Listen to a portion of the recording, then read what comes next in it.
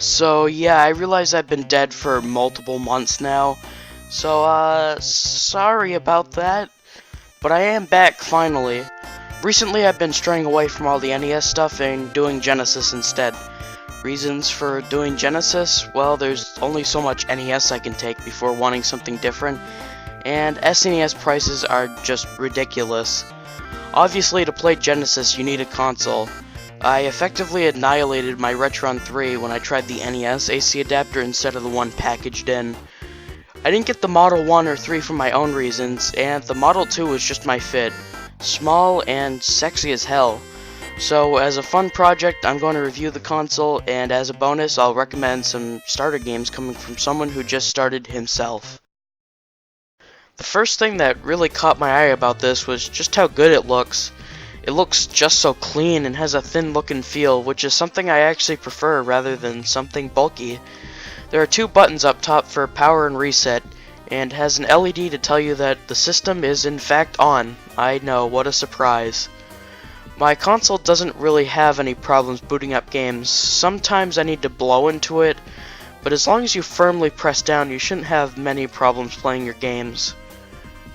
At the time of release, I'm pretty sure this was just a cheaper alternative to the regular Model 1 Genesis, and just like other consoles like this, there are going to be sacrifices. First of all, there's no headphone jack on the Model 2. For me, this isn't a really big problem because I never really stay up late to play. If I was like that, I really would not want to wake up other people in my house or mute, so the jack would be nice. The bigger problems arise with the RF. I know some people don't care for this, but really? I mean, it's not like AV was the 90s 4K. At first it may seem like it takes S-video, which is what I thought, but that is unfortunately not the case, and it has a special cable for this crappy RF thing. Fortunately for this fat bitch, some third-party companies have made some AV cables specifically for the Model 2, and for like $7. If, like me, you don't like RF, get this cable with your console. It is worth the price. Lastly, I just wanted to mention the audio. I don't know what it is, but on the Model 1 the sound feels a bit crisper than the Model 2, but again, it's not very noticeable and thus pretty minor. That is pretty much all I need to say. If you don't mind some of the lost features, you will probably like the Model 2. I got it because it looked good and I was offered a good deal. As mentioned earlier, I'm going to recommend you what games you should get first on your Genesis, based on price and quality and in no real order. I might as well start with what I'd say is the best starter game on the console, the Genesis 6-pack. As stated, it comes with 6 games.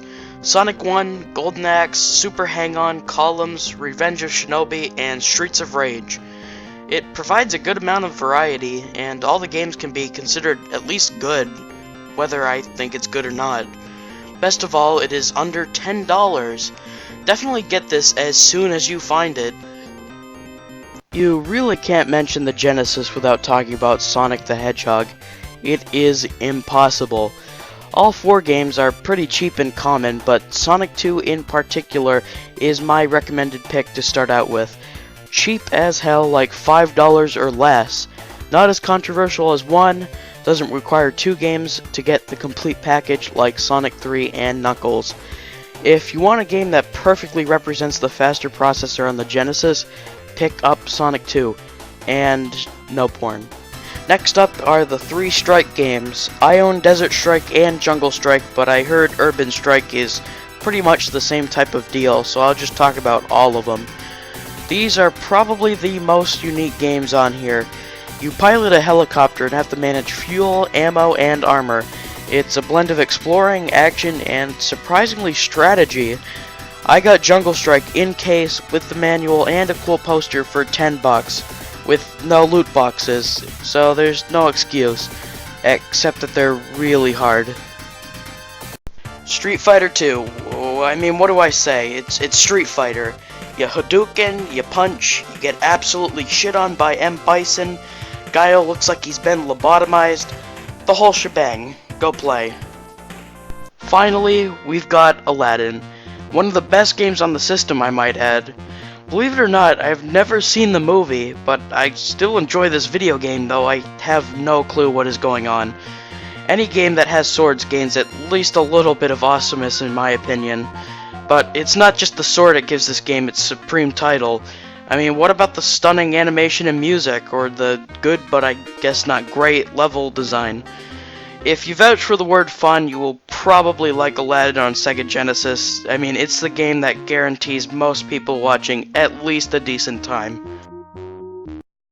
And with that, my list is finished. There were some games I did not mention, but whether the game was too expensive, too mixed, or both, I did not include it.